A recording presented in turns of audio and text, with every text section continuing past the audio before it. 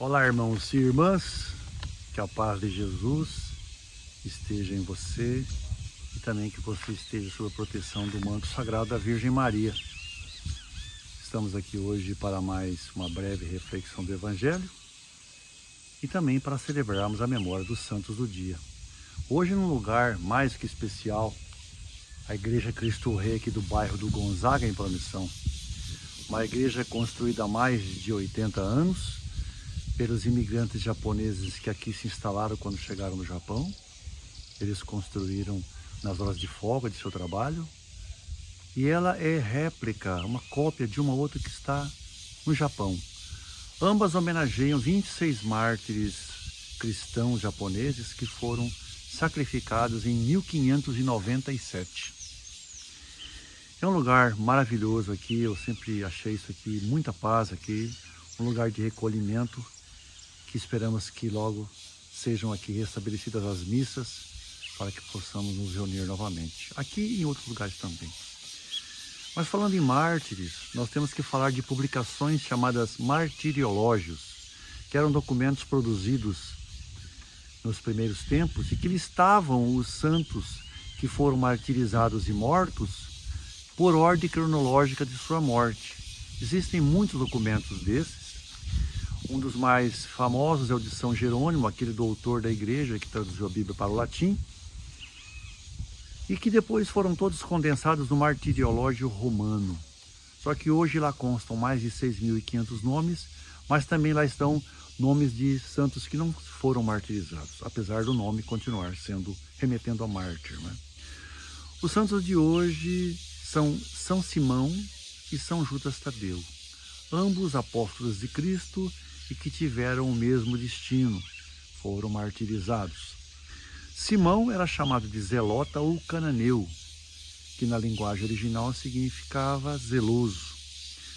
São Judas Tadeu, a quem não devemos confundir com o Judas Iscariotes, era primo de Jesus Cristo, irmão de Tiago Menor, e tinha uma semelhança física e espiritual muito grande com Jesus. O nome dele, Judas, significa Deus seja louvado, e Tadeu significa magnânimo. Ele é referido na Bíblia, às vezes como São Judas Tadeu, ou em alguns livros apenas como Tadeu. É dele a pergunta que foi feita a Jesus durante a última ceia: Senhor, como é possível que tenhas de te manifestar a nós e não ao mundo? Isso está em João 14, 22. Ela foi feita na última ceia, num momento de intimidade e um dos últimos momentos de Cristo com seus discípulos. E o que Jesus respondeu? Eu vou ler para você. Se alguém me ama, guardará a minha palavra e meu Pai o amará. E viremos para ele e faremos nele morada. Quem não me ama, não guarda as minhas palavras. Ora, a palavra que ouviste não é a minha, mas do Pai que me enviou. Tenho-vos dito isto estando convosco. Mas aquele Consolador, o Espírito Santo, que o Pai enviará em meu nome, esse vos ensinará todas as coisas e vos fará lembrar de tudo quanto vos tenho dito. São Judas Tadeu escreveu uma epístola muito importante, apesar de bastante breve, que está na Bíblia, na qual ela adverte contra a heresia, os falsos profetas e os sacerdotes pagãos. Ele pregou na Judéia e Mesopotâmia, enquanto Simão pregou na África e no Reino Unido. Depois de lá, ele se encontrou com Simão na Pérsia, atualmente o Irã. Lá eles combateram fortemente os falsos profetas, os sacerdotes pagãos, o que lhes valeu uma perseguição muito grande, já que os sacerdotes incitaram o povo contra eles e eles foram então perseguidos, martirizados e mortos. São Judas Tadeu não era lembrado muito no início, nos primeiros tempos, como santo de devoção, porque o seu nome remetia automaticamente àquele que traiu Cristo, Judas Iscariotes. Ele é padroeiro das causas perdidas e dos aflitos. Santa Brígida dizia que em revelações que o próprio Cristo lhe deu, que ela deveria, nas suas orações por causas difíceis, ou quando ela achasse necessário, que ela se utilizasse da intercessão de São Judas Tadeu. Ele é muito popular no Brasil, em especial no Rio de Janeiro. Vamos pedir aos santos de hoje, São Simão e São Judas Tadeu, que roguem por nós, para que essa pandemia tenha fim o mais breve possível, para que a saúde de muitos que estão doentes seja restabelecida, para que os empregos que muitos irmãos perderam também voltem para eles. Vamos agora ao Evangelho de hoje, que está em Lucas, capítulo 6, 12 a 19. O Senhor esteja convosco, Ele está no meio de nós. Proclamação do Evangelho de Jesus Cristo segundo Lucas. Glória a vós, Senhor. Pelo sinal da Santa Cruz, livra Deus nosso Senhor dos nossos inimigos. Naqueles dias, Jesus foi à montanha para rezar e passou a noite toda em oração a Deus. Ao amanhecer, chamou seus discípulos e escolheu 12 dentre eles, aos quais deu o nome de apóstolos. Simão, a quem impôs o nome de Pedro, e seu irmão André. Tiago e João, Filipe e Bartolomeu, Mateus e Tomé, Tiago, filho de Alfeu, e Simão, chamado Zelota. Judas, filho de Tiago, e Judas Iscariotes, aquele que se tornou traidor. Jesus desceu da montanha com eles e parou num lugar plano. Ali estavam muitos dos seus discípulos e grande multidão de gente de toda a Judéia e de Jerusalém, do litoral de Tiro e Sidônia. Vieram para ouvir Jesus e serem curados de suas doenças. E aqueles que estavam atormentados por espíritos maus também foram curados. A multidão toda procurava tocar em Jesus, porque uma força saía dele e curava a todas. Palavra da salvação, glória a vós, Senhor. Vamos agora fazer uma breve reflexão desse Evangelho, mas eu convido a você para que o façamos lá dentro da igreja. Vamos lá?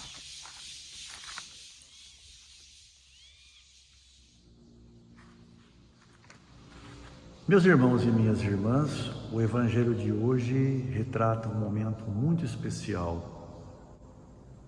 É o momento em que Jesus escolhe, dentre tantos que o seguiam, escolhe seus 12 apóstolos.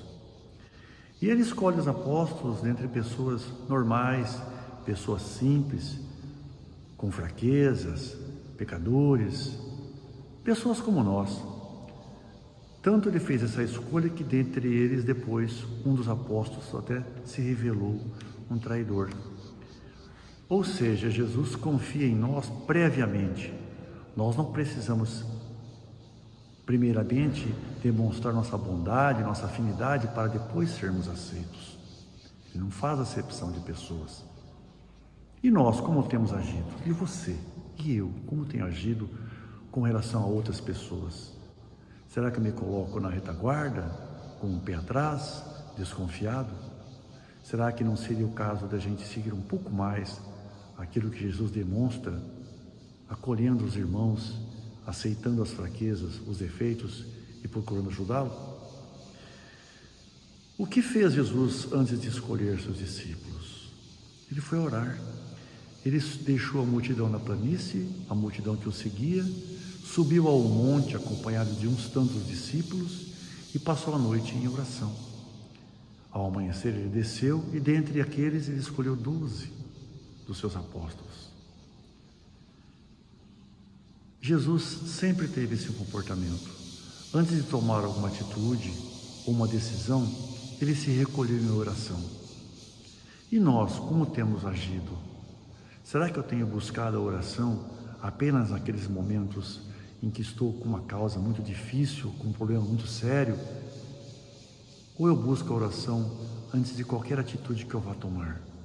Porque muitos de nós tomam atitudes sem oração, nos achando autossuficientes, que podemos fazer tudo sem orientação e sem a proteção de Deus. É importante que oremos, não só na dificuldade, no desespero, mas em todos os momentos de nossa vida, inclusive para agradecer quantas coisas boas nós temos. Jesus, após descer a planície, ele falou aos apóstolos como sinais de seu amor e começou a prepará-los para a missão que eles iriam desempenhar, que seria divulgar o Evangelho, anunciar a Boa Nova, curar enfermos e expulsar demônios. E ele o fez. A multidão que o aguardava, ansiosa, estava querendo ser tocada por ele, ou talvez até tocá-lo, pois eles sentiam na figura de Jesus uma força espiritual e uma graça muito grande. Essa nomeação dos apóstolos, esse convite que Jesus fez a eles, e faz também a nós todos, é uma constante. Como diz a parábola dos trabalhadores da vinha, uns aceitam mais cedo e outros mais tarde, porém todos recebem o prêmio do reino dos céus. Porém, enquanto a divulgação do Evangelho, de pregar a palavra, anunciar a boa nova, todos somos tocados, assim como eu fui, recebi um desafio para começar a estudar. Ainda sou principiante, conheço muito pouco, mas estou me esforçando. E assim como estou estudando a palavra de Deus, sinto também que Jesus diz que nossa missão é passar essa missão adiante e convidar e motivar outros que também o façam. Façamos o mesmo em nossas vidas. Agradeço a sua atenção, espero que você fique bem, tenha uma ótima semana, fique na paz de Jesus, nas graças da Virgem Maria e até a próxima oportunidade, se Deus assim nos permitir. Louvado seja nosso Senhor Jesus Cristo, para sempre seja louvado.